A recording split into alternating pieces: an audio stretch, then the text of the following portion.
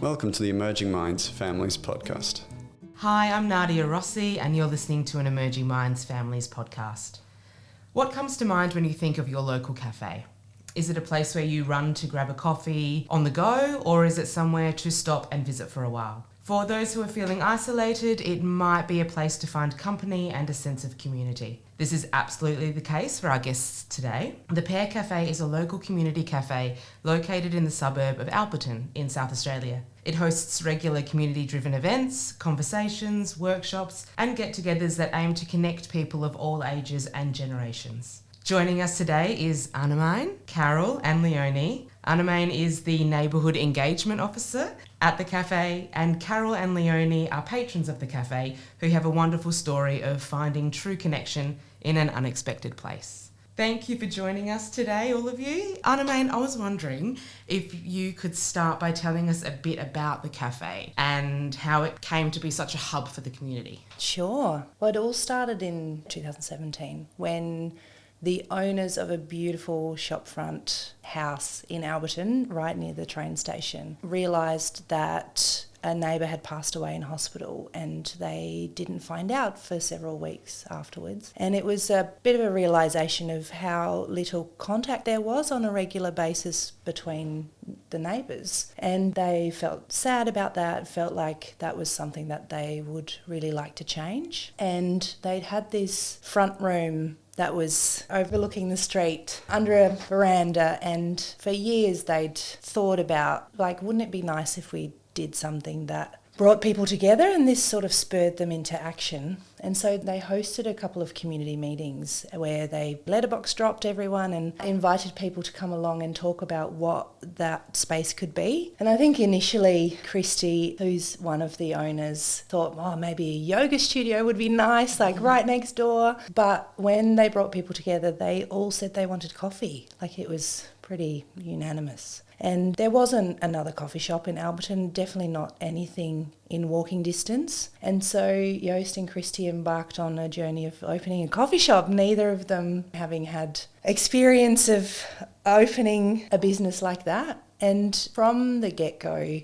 their philosophy was built around the idea that a coffee shop needs to be a place where people can meet each other. And the coffee is the thing that gets people through the door, but what happens in there is an opportunity for people to connect with each other. And for that, we needed more than just coffee. So they hired me and a team of really amazing hospitality rock stars who all lived in the area, and they also formed a relationship with an aged care organisation, ECH, who were really interested in the idea of creating opportunities for people to meet other people within their community, particularly within walking distance, because we know that in order to enable particularly older people to age in their own homes, they need to feel a sense of connection to their local community. And to feel that, you need a place to meet that local community. And so we partnered with them and started a series of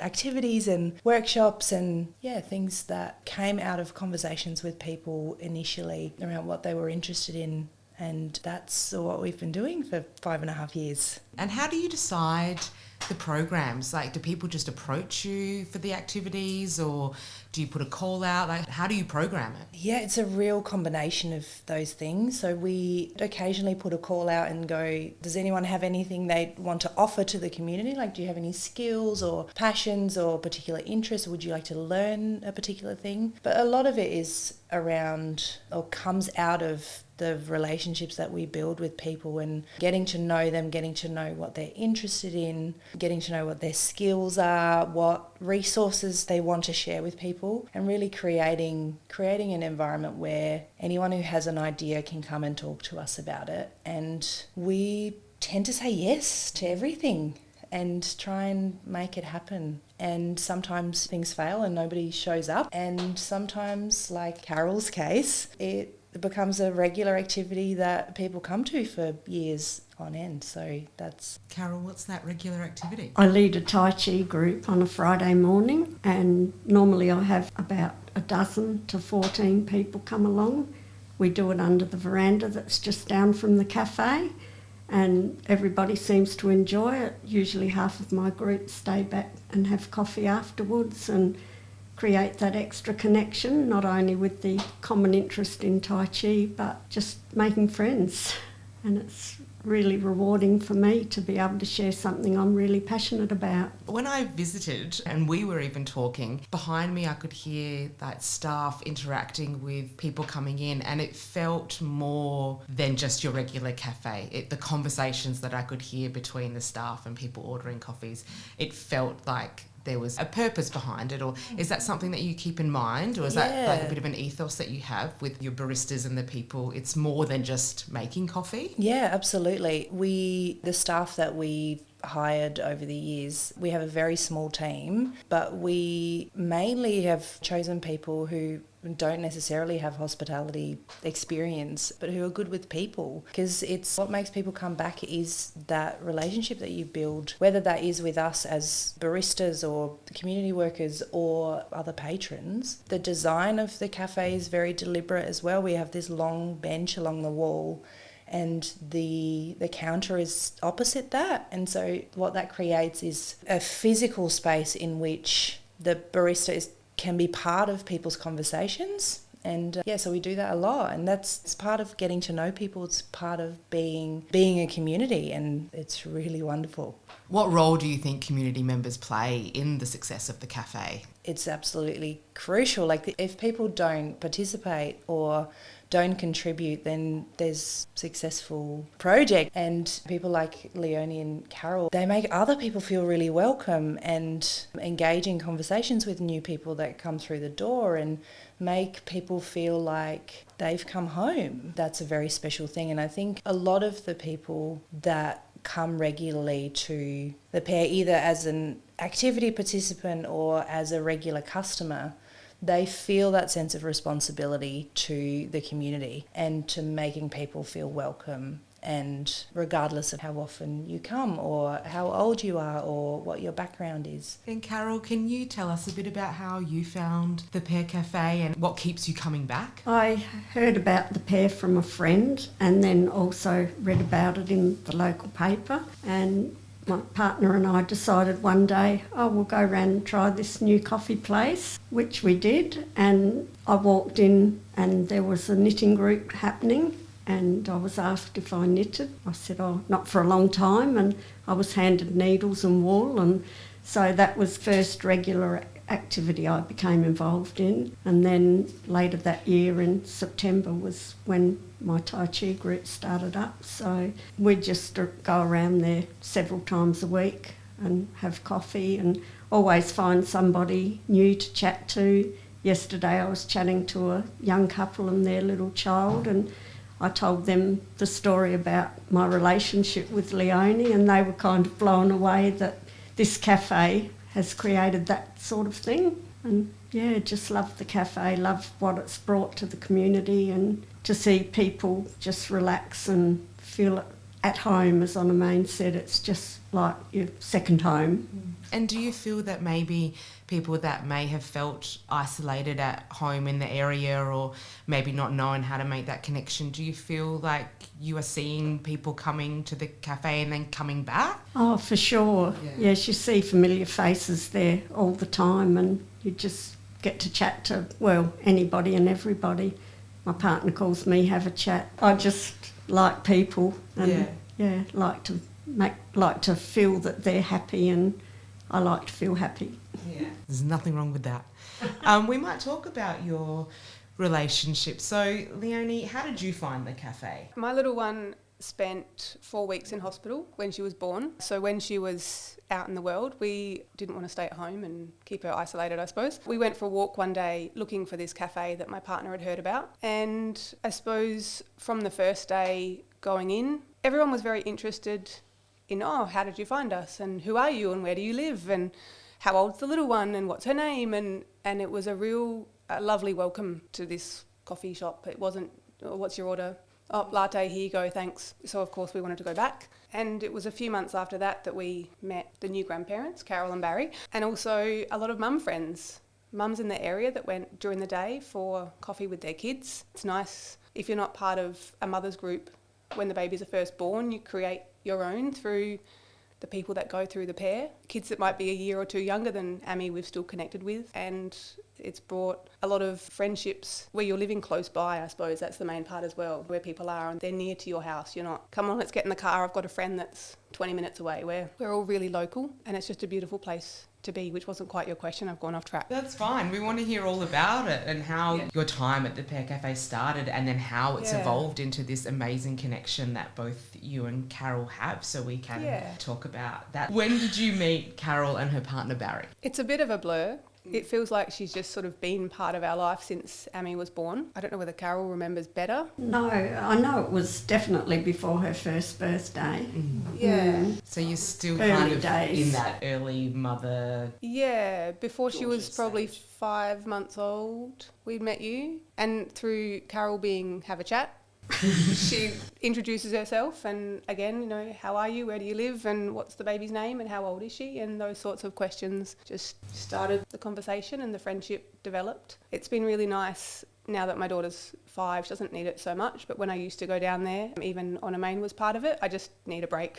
I've come for a coffee, but I also don't want my kid with me right now. I just need a break. So both of them have taken turns in disappearing off down the street, down to watch the trains coming, or even around the corner to the butterfly garden, and just giving, not just me, I'm sure there are other mums as well that just have that 5 minutes. I can drink my coffee while it's hot and there's no one grabbing at me or needing my attention, and you can just have that adult grown-up time that you sometimes miss when you've got a little one. And knowing that the little one is safe and Absolutely. happy and being cared for and looked after. And Yeah. because they've become used to this community Yeah. that they're now a part of. And very happy to go off with Carol. There were definitely times when her motivation for coming with me was because Carol would be there, and so Carol will play with me or Carol will take me to the trains, and it's kind of a win-win. I'm wondering if we can talk about how the relationship has evolved over time for both of you and Emily. Yeah, I think Ammy's been a real great introduction to people. I don't know if that's the right way to say it, but having a child is an excuse to have a chat with someone, just like go to the dog park and you can have a conversation. It's an easy way to start those initial connections. And I think with Carol it was, oh, well, I've got these really cool photos, so let me get your number and I can text them to you because I've got a nice photo of the two of you. And so then she gets a photo at the train station and she can text back. And so it's a really easy way in, I suppose. Harder when you're an adult, of course, to say, oh, can I get your number? Maybe we can catch up sometime. But Ammy's been a massive part of a lot of my friendships that have come from the Pear. It's just, she's awesome. She's the best. And Carol, for you and Barry, how has this relationship evolved over time, and what does the relationship with Emily mean to you both? It's great. And Leonie as well. Because essentially you have 2 new people in your life. Exactly. Yeah. Well, 3 with her partner. Oh, yes, of course. Yes, of course. Yeah, so it's just been, we don't have children of our own. I love children. Barry loves children. So to have Ammy in our life, it's sort of given us that extra special feeling about having this little person that obviously cares about us as much as we care about her. I'm not sure who maybe made the first step, but I'm sure when Ammy was younger and I'd have to take her with me somewhere, one of us maybe initiated the, well, you know, can I drop her at your house for a few hours while I go to Westlakes? Or they offered and said, well, you can drop her with us. And so it's not just the Pear, it slowly becomes just a 2-hour, we can look after her at our place, or we can take her to the playground and you can have a break, or then it's, well, we're having people at our house, why don't you come over, and why don't you pick her up from school, and it's a very natural development. Yeah, it's opened up for us a whole new world, I guess you'd say. It started, well, Leonie's father used to bring Emily to the Pear every Wednesday, and the first thing he did, I'd be there with the knitting group. He'd walk in the cafe and hand her over. And for the next hour, I had Emily to amuse, take her up to the station, and he could sit and have his coffee in peace. So it's a bit like that at the Pear. I mean, a lot of people like that break to have their coffee, and there's always someone that will take the child, and I just loved Emily, so it wasn't hard for me to take her. It was always, I really looked forward to it, and unfortunately COVID stopped that. Yeah. He no longer comes, but we still get to see Emily a lot. And it's really that building that village around you where you may not have such an obvious support system. It's building those support systems and going out and making that maybe that first step to going to somewhere like the Pear Cafe and just getting out of your home and meeting these people, and you have built this connection where you have this little support system around you. And I think you might not even know that you need that, but then when you reflect and realise how many extra people you know in your life and that you can rely on, hey, can you pick up Amy from school, or can I have an hour tomorrow that you're just hanging out with her and I don't have to? It's really great to realise how much support you have, but you never knew you needed that support. You never knew that it was even out there, but it's been fantastic to have it. And Leonie, what do you think the connection with Carol and Barry has had for Emily and her life? Barry is happy to get down on all floors and play the dog or the horse, or he's very interactive. He's the school student. So for her, she's got someone that gives her that 100% attention. It's about you. When we get home from school, well, I've got to unpack the lunchbox and I've got to clean up this and I'm making dinner and the phone's ringing or something else is going on. So quite often she's 80% attention. But with Carol and Barry, it's all about her and she just loves it. She's more than happy to go to their house and get treated like the queen. And we're more than happy to have her. And if I think Emily could say anything about her relationship with Carol and Barry, does she say anything? Does she verbalise anything to you? Yeah, she started writing. She's at school now, reception, and a lot of her sentences will be around who she loves and who's in her life. And Barry and Carol definitely get messages and notes written about them. At school, they had to put down their 5, what were they? Safety network. The safety networks. So on the finger, the 5 fingers of a hand, she wrote down, Mum was 1, Gran, my mother, Nana, her other grandma, and then Carol and Barry filled up the hand, and that's just really sweet to know that her safety network is all of the grandparents that she has, and they don't have to be biological. Definitely the adopted ones are on there too, just as special as the real ones. Which is really special for us. Absolutely. To see that visually, that she's able to communicate that and put you all together, it's amazing. Barry was blown away the other day when Leonie sent a photo of something that Emily had done in homework, my special memory of an activity with the family, and her special memory was play dates with Barry. So it's pretty special. She's pretty special in our lives. And what advice would you all have to someone maybe that is feeling isolated at home and maybe listening to your stories today? What advice would you have to them to maybe if they're thinking they might want to reach out and get out, but how do they do that if they're not used to it? I think being open to it. It's very easy to sit in the corner of a coffee shop looking at your phone, head down, drink your coffee and go. But I suppose the Pear doesn't quite allow that, which helps. But if you're at a shop that's not quite the Pear, the openness to it, the awareness that there are people around that also might need a chat just as much as you do, and put your phone away for a minute and just look around, see what else is happening and be open to the possibilities. Annemijn? Yeah, I totally agree with that. So just go and sit somewhere, look around you and see who else is looking around. And when you catch their eye, just say hello or start a conversation. Like, there's more people that are open to that than you think. That can be staff, like obviously in a really busy place that's hard, but go somewhere where it's a bit quieter. You can sit and be open to having a conversation and take it from there. I just think it would be wonderful if there were a lot more places like the Pear in other areas that the community would feel how we feel about the Pear. I mean, we go to other coffee shops, but you go there, you have your coffee and you might say hello, you might get to know the owners, but you don't really have that same sense of feeling and warmth that you get when you walk in the door at the Pear. And I'm thinking about maybe the community events that you run. That might be a good way to, if you don't want to maybe go straight into a cafe by yourself. You guys have, can we talk more about the events that you run? Yeah, for sure. Yeah, so we have a regular activity program. So each month we put a poster up and say, this is what's happening throughout the week. All activities are free, or sometimes a small donation towards materials, but it's really low threshold. You just come in and join pretty much. But then we also do sort of 2-3 bigger community events throughout the year. Sometimes that involves closing the road and having people sell their secondhand stuff on the road. Sometimes it's a street party with live music or a shared potluck dinner, and those are really great opportunities for people to sort of experience the sense of community that comes with being part of community events, but also getting to know more people, because sometimes you walk into the cafe, you won't see the same faces, but chances are when you come to a community event, you will see people that you have met in passing or that you've seen sit outside have their coffee once a week. And yeah, so that's a great way for people to clock who's part of this community. And we always try to,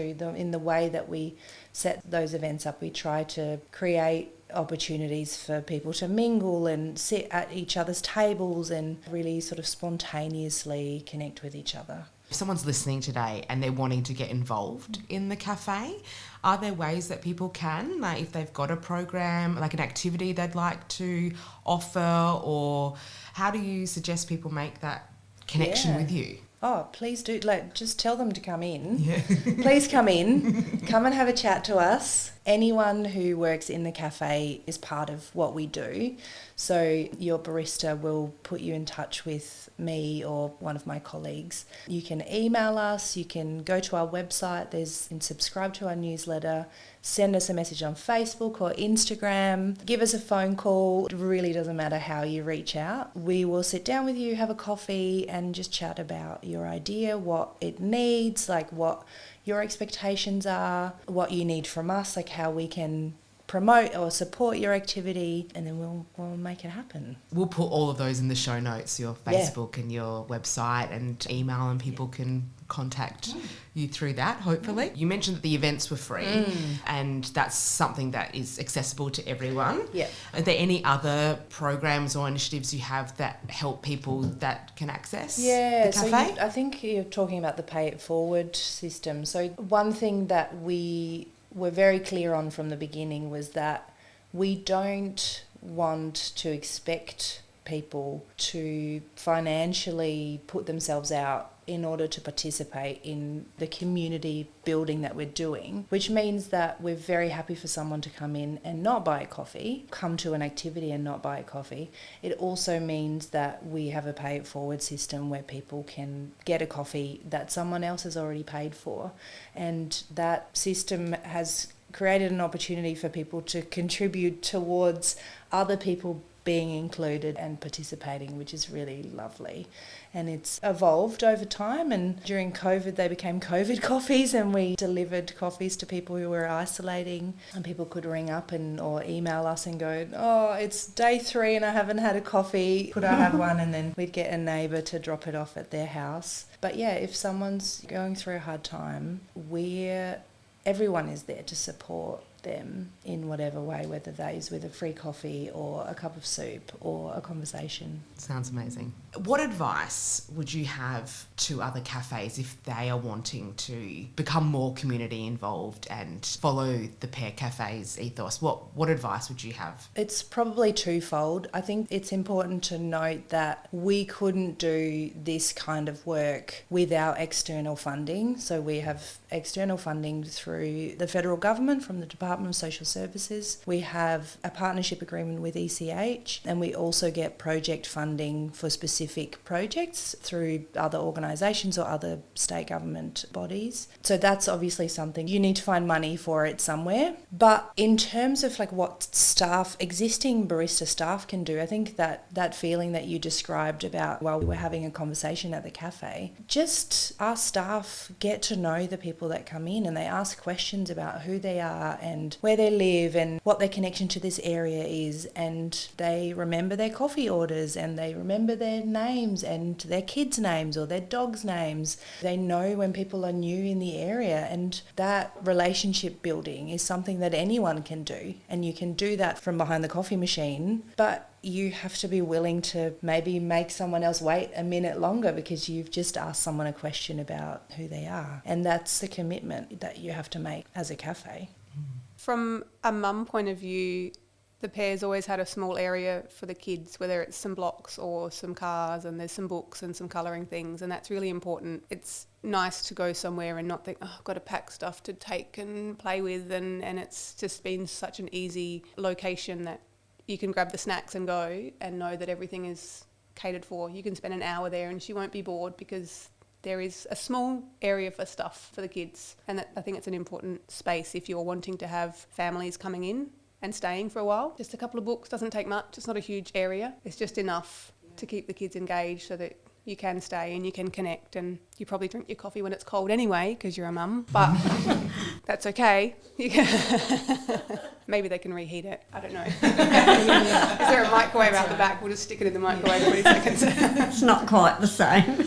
I'm just wondering, to finish on, what keeps you coming back to the Pear Cafe? For me, it's the sense of community, and we get to see people that we enjoy spending time with. Don't see Leonie and Emily so much at the cafe because of the commitments with work and school for them, but it's brought that connection about. So, yeah, just like people.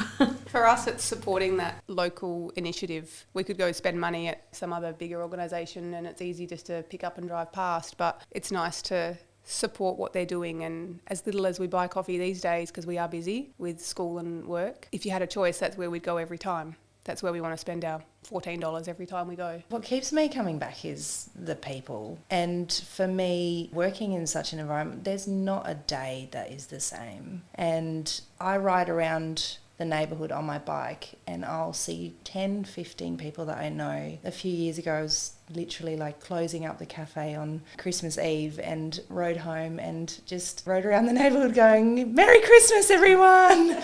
It's just, it feels like a village, and I'm having a baby in a few months and I'm just so looking forward to spending time there as a community member that is not working there, and to get to experience that special feeling of handing over my baby when I need a break to people that I've come to love and feel very connected to. Thank you so much for joining us. It's been great to talk to you all today, and you've really just created a space which feels like everyone is welcome, and you've built these community connections that will last a lifetime, it sounds like. So Definitely. Thanks for having us.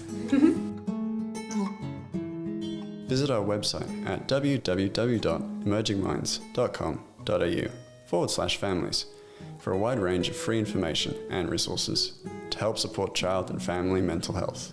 Emerging Minds leads the National Workforce Centre for Child Mental Health. The centre is funded by the Australian Government Department of Health under the National Support for Child and Youth Mental Health program.